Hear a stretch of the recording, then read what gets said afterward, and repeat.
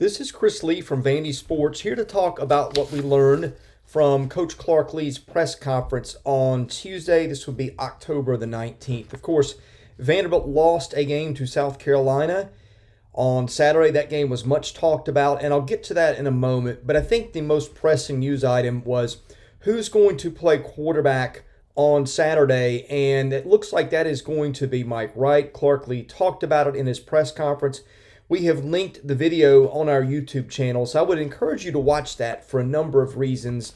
But he said basically right now, Ken Seals is not ready health-wise. And he said that they're waiting until he gets all the way healthy. So it sounds like Ken Seals will not play this week. He said basically, the way that I read it, Ken is their starter when he's healthy. But right now that's not the case. Ken, of course, missed last game with a finger injury. That happened during the third quarter of the Florida game. So for right now, Mike Wright is your starting quarterback at Vanderbilt until Ken Seals gets healthy. And we don't know exactly when that's going to be yet. The second biggest thing from today was a rewind of what happened on Saturday. Of course, Clark Lea's decision-making got questioned a lot of ways, both offensively and defensively. If you didn't see the game or if you've forgotten some details, Vanderbilt had the ball, I believe 4th and 5 inside the South Carolina 10 with the chance to either kick a field goal or run out the clock if you can get a conversion and hang on to the ball. Clark Lea chose to kick the field goal, give a 6-point lead. He talked about some of the analytics of that in the press conference today, talked about how if it was a 1 or 2-point lead, maybe how the decision changes, how the clock influenced things. He gave a very long and thoughtful answer. And I would encourage people to watch that for that reason, just because one thing that I appreciate about Clark, I feel like he's very honest. I feel like he does a really good job of trying to answer our questions, and even to the point where he will follow up with us and ask, was he clear and things like that. And I will say this, one thing about Clark is you don't usually get that level of transparency from a coach and that level of cooperation. Some will dismiss your questions, some won't really engage it. With Clark Lea, one thing that I appreciate is he will answer your question. He will try his best to explain it to you and let you know where he was coming from. And a few other things in that comment that he made. He talked about the clock and the situation. And again, I'm not going to try to do justice to what he said. I took a lot of notes. I'm not sure that on first grasp, I would be able to explain all of it back to you exactly the way he meant it, probably most of it. But I want to be careful that I don't want to put words in his mouth here. I will just say his explanation was really good, and I'll probably have to rewind it again. But one other thing that he did mention, he talked about execution. And a lot of people have taken some issue with that because it does seem to throw some of the blame on the players, and maybe it does.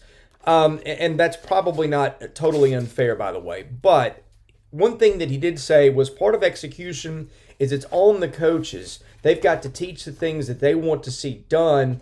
And so I like that clarification. He's saying that, yeah, we may not have executed things the way that we wanted to in that last drive. And again, one thing he did mention was the clock and keeping things in bounds. And he felt like that by kicking the field goal, you lengthened the field that Carolina had to go. And I think that was a fair point. But he also mentioned that part of execution is making sure his players understand what they are supposed to do. So when you hear execution, I think a lot of fans tend to think, and look, I'm not here to defend Clark Lea. That's not my job. My job is to tell you what I hear and how I analyze it. And Clark's explanation, I heard him say, yes, our players could have executed, but within that, I think he took responsibility as a coach too. And I would encourage you, watch that video on our YouTube channel of all the things that he said about that game. And I think he gives a really compelling explanation. I don't know that I agree with everything, but at least with Clark, you know why he thinks what he thinks, and that there's a lot of thought that's gone into that. And to that,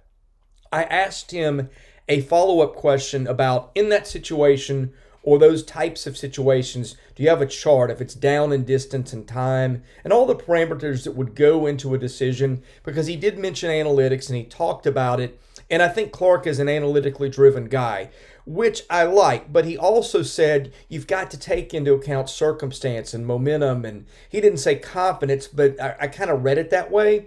And he says, in other words, the chart might tell you to do something on a 4th and 3, but the couple plays before that, this may have happened and that may have happened. And he basically said, I never rule out taking those things into account. So in other words, he's not just going to look at a chart. He's not going to listen to the computers and just go with that based on what it said. He's trying to keep track of the flow of the game and where his players' heads are. And I thought that was a really good answer too. That gave a lot of insight into how he arrives at his decisions.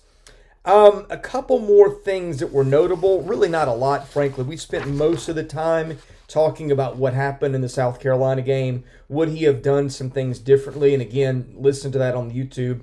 But as far as the depth chart goes, not a lot that's super notable this week.